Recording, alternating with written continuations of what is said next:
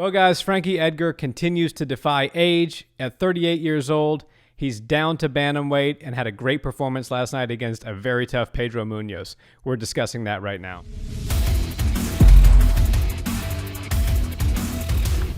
What's up, Barnhill family? Welcome back to the channel. So, Nick, we had a UFC fight night last night, and admittedly it wasn't the most stacked card of all time, but the main event certainly delivered with Frankie Edgar and Pedro Munhoz. What did you think of that matchup? Absolutely. Well, I thought it was a great fight. I thought the matchup going into it was going to be a fun one. You know, You've got really crisp striking coming from Frankie, and Pedro is clearly a heavy-handed bantamweight. So I thought we were going to see a lot of speed, a lot of power, a lot of fun exchanges, and that's exactly what we got. Yeah, Frankie Edgar, I mean, he just continues to defy all logic. He's 38 years of age now.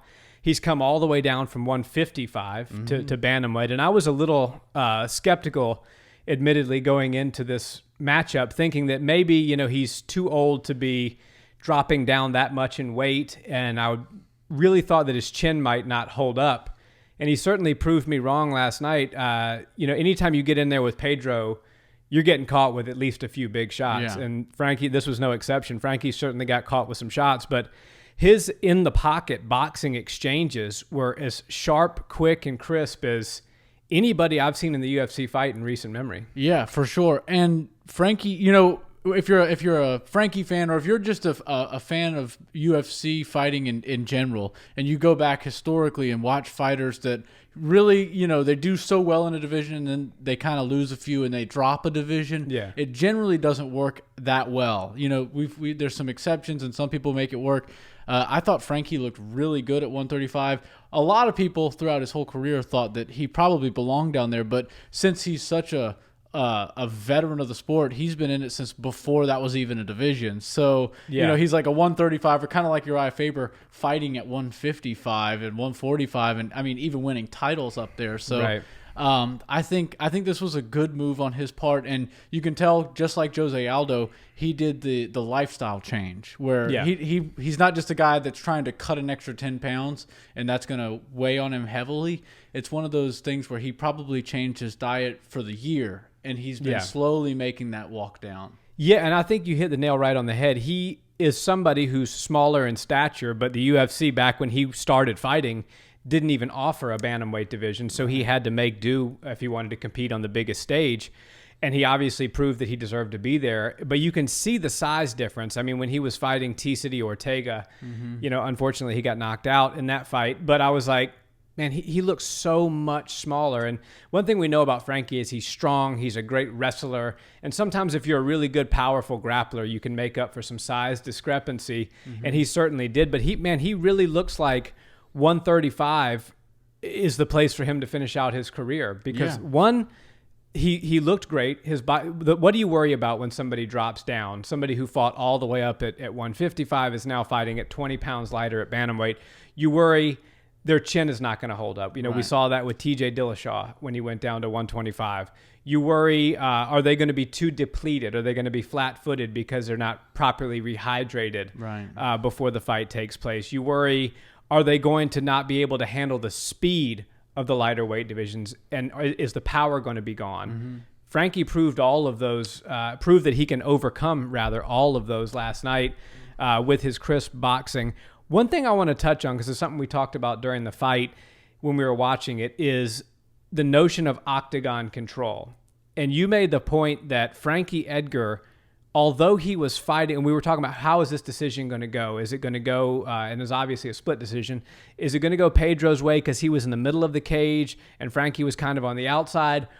Your point was you believe that you can control the Octagon from the outside, much like how Floyd Mayweather controlled distance and space in the boxing ring from the outside his entire career. So talk about that. What did you see there? And would you say that Frankie was controlling the Octagon even though most of the time he was fighting on the outside? Well, yeah, I think that's a great thing to bring up, and I think it's something that a lot of people, mostly casuals, won't understand, and I don't think they should understand. It's hard to watch two men fight and then see one of them that appears to be bringing the pressure and looks like they're on the attack at all times, but this is a game with many levels, and there's endless amounts of game plans that you can choose from.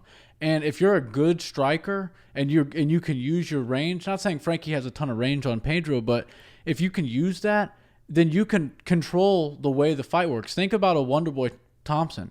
If he was just one of those guys that marched forward kind of like a Mexican boxing style, we would never see him do the types of things that he does with those long kicks. And yeah, it does take a little bit of him moving around the outside, and it may look like he's evading things, but that's just all up to set traps and bring these other fighters into these vulnerable areas so that you can attack. It's one thing to be running. It's one thing if somebody's they've got you cornered and they're doing a good job of blocking off the cage, if you try to move to the left, there's a kick. If you try to move to the right, there's a hook. Right. And you're kind of boxing them in.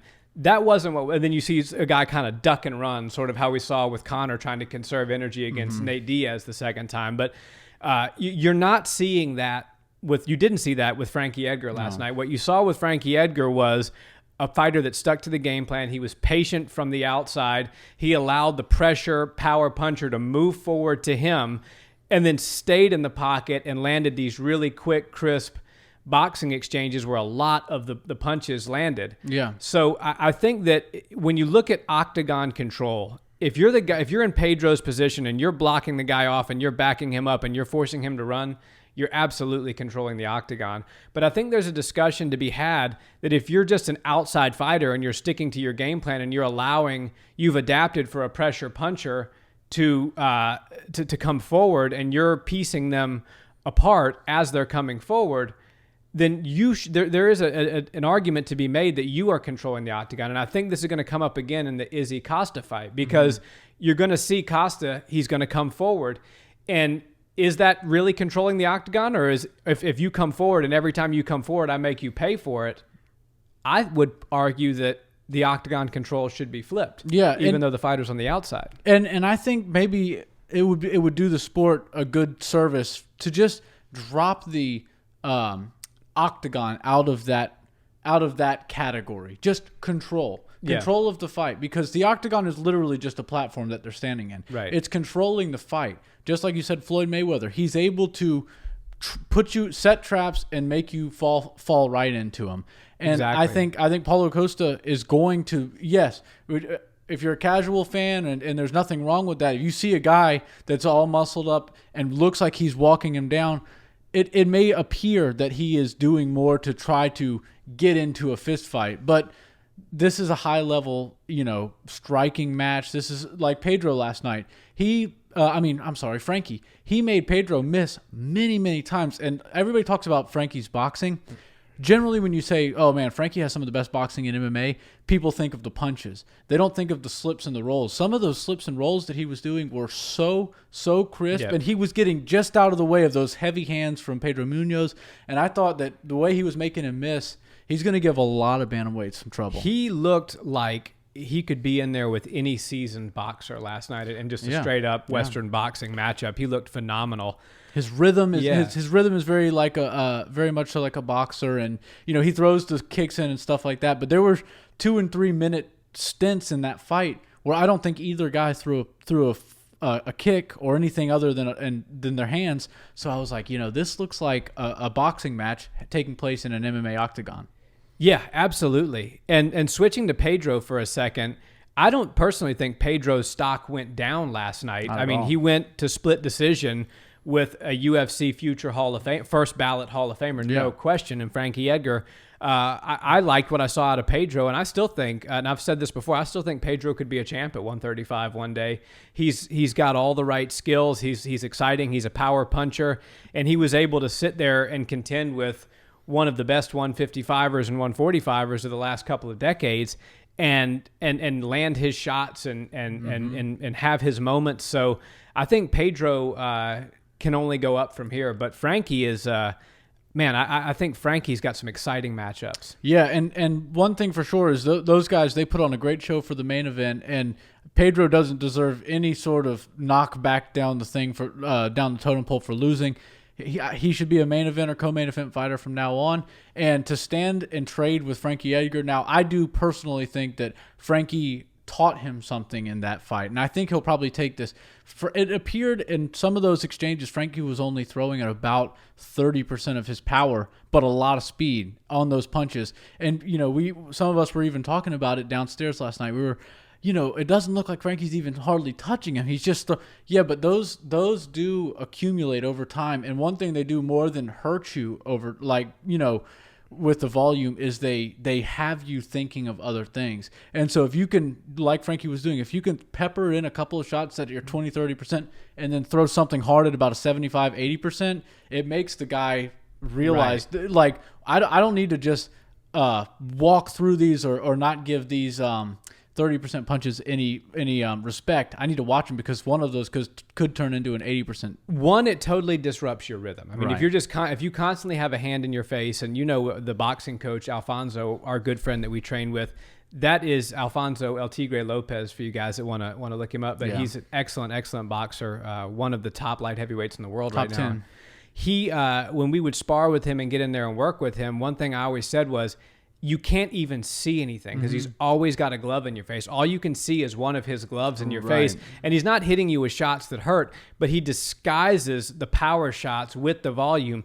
And he does it at a rhythm that's so unorthodox, and you never know when the power's coming, and it's always coming when you least expect it. That's what Frankie did last night. And Frankie had a couple of shots where he wobbled Pedro. Yeah. Frankie's hitting him with this double jab, cross, hook, and then a strong hook to the body, boom, or And then he rolls right out. Rolls right, and so it's like you can't just discredit the 30% shots because you don't know exactly, as you said, when one of those 30% shots is going to turn into an 80 or a 90 or a straight up KO shot. So it's an extremely effective way of boxing. It keeps, if you've got the gas tank to do it, it totally disrupts your opponent's rhythm, and it allows you to land and disguise the power shots. Yeah, and as the great John Kavanagh says, and now it's become a popular quote in the world of mixed martial arts and sport in general, is you don't win or lose, you win or learn. I think if Pedro Munhoz can take that and adopt some of those techniques and tactics that Frankie Edgar showed on him last night, and then mix in his 100% power shots with behind those, he's going to give a lot of people at 135 some trouble. There's a lot of guys at 135 that are quick strikers. They're very effective. They're very technical, but they don't have a ton of power. Yeah. I think Frankie and Pedro both kind of hit more like a featherweight or a lightweight even. Definitely Frankie. And I also, going back to the point you made earlier, I think that Frankie's experience at 45 and 55 and taking those punches from guys that probably cut down from close to 200 pounds helped him take some of those shots from Pedro Munhoz, because for sure Pedro is not the strongest hit puncher or striker that Frankie has ever come across. Yeah. And, think about what we were just saying about how you can pepper those shots in and disguise the power. Imagine if Pedro did pick that up from Frankie and he learns how to properly disguise his power shots. I mean, this is the guy that just knocked out Cody Garbrandt. Right. I mean, so there's some really exciting things for Pedro. I want to move to a proposal that Ariel Helwani made that I saw on Instagram last night. He said that he wants to see Frankie versus Dominick Cruz, and apparently there's some interest from Dominick Cruz there. And one thing we know about Dominick, you said it best, he's very good at strategically keeping himself relevant and picking his fights, because for all intents and purposes, Dominick was a great champion, but there's a lot of people, in my opinion, at 135 in the top 5 that Dominick doesn't really match up that well against. Right. But who wouldn't be excited for a Frankie Edgar versus Dominick Cruz bantamweight matchup? Right. And there's no disrespect when I say something like that, and I don't think you mean any disrespect either, of course. Dominick Cruz will be a Hall of Famer one day. I do think that at this stage in his career, he's allowed to pick fights. And I don't think that he's just trying to pick fights as in a bully. Go look at his last few fights. He's not fighting slouches. He's not just going to try to beat people up. He's fighting the top of the top. But he knows that he's a big name for that division, arguably the GOAT of that division.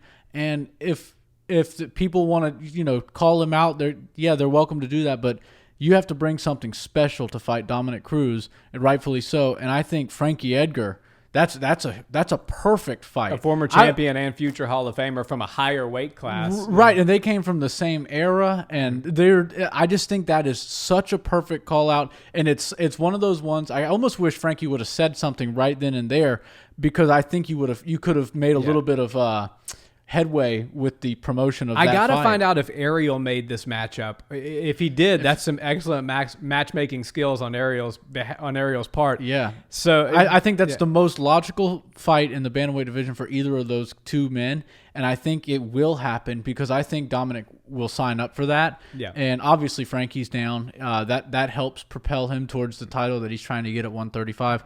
A win over Dominick Cruz gets him the winner of Jan and presumably Aljo, no question. For sure. If you can go in there and you can beat Munhoz in a tough 5-round decision and you can beat Dominick Cruz, then you get the winner of that. That's all the heavy lifting you need to do down there. Especially as somebody with Frankie's resume. Yeah, and man, that could be a main event. That deserves to be one of the top 2 or 3 fights on a mega card. Yeah. Or, sign me up all day long for that. And like we were just saying, like Ariel said, that is the perfect matchup for Dominick to get Dominick Cruz out. I think that's the matchup that literally all of the longtime MMA fans just start salivating. We never knew we wanted it until he said it. Exactly. Now we know like, we have to have it. And the bantamweight division is jam packed full of great fighters. A lot of them though are very young and new to the sport. They were learning and watching Frankie and Dominick growing up as kids, probably high schoolers and middle schoolers and stuff. And they want to build their name off of somebody like a Dominick Cruz or Frankie Edgar. But I don't think we should just start throwing these young guys at the older veterans and trying to build names. I think you've still got 2 very relevant veterans in Frankie Edgar and Dominick Cruz that deserve their run and the opportunity to make a huge matchup that's not for a title in the bantamweight division. Absolutely.